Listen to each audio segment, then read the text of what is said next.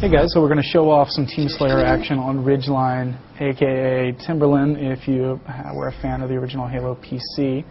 We're going to showcase some of the crazy action taking place on this one. If you're not familiar with Timberland, as I just said, it was an exclusive map designed for a Halo PC. I'm going to break out in third person so we can kind of fly around the map and showcase some of the new additions to this version versus its classic iteration. First thing, I'm going to just pan around and show off the rest of the map. As you can see, it's a pretty big map.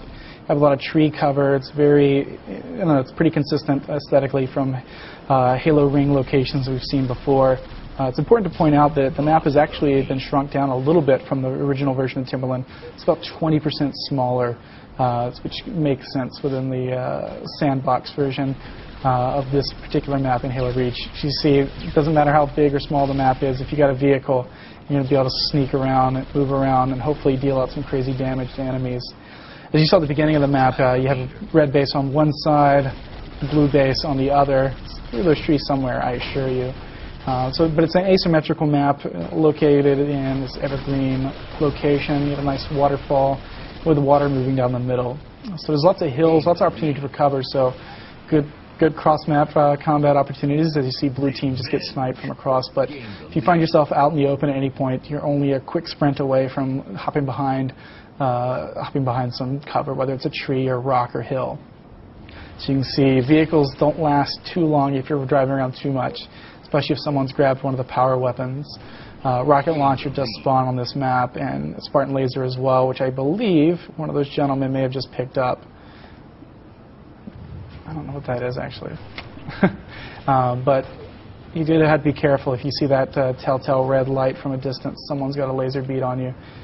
So one of the things I want to show off is hopping over here to blue base real quick, so you can see how the levels are a little bit different. Each one of the bases have a slightly different layout to them, and you can see the really dense, lush overgrowth of vines, grass. It's a pretty different map in that you have a lot of crazy carnage, death, and destruction, but at the same time, beautiful purple flowers.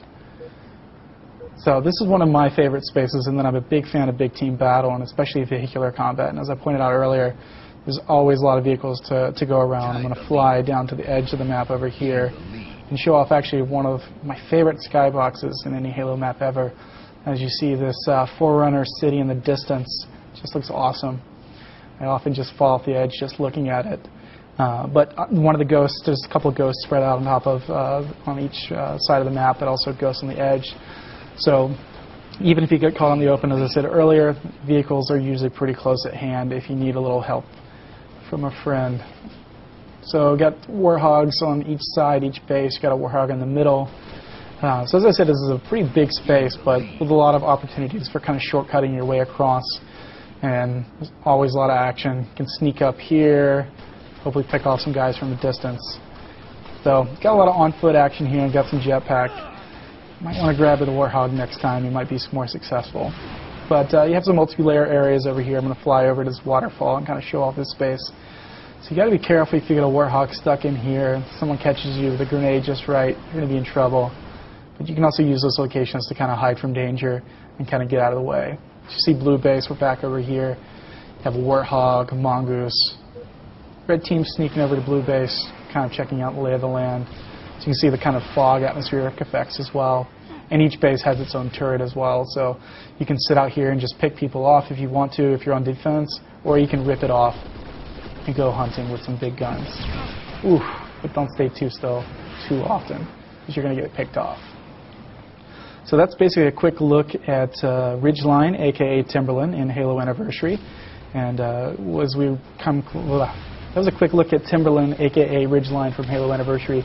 As we get closer to launch, we'll be showing off some more aspects of the map. But until then, make sure you tune into IGN for all your Halo coverage.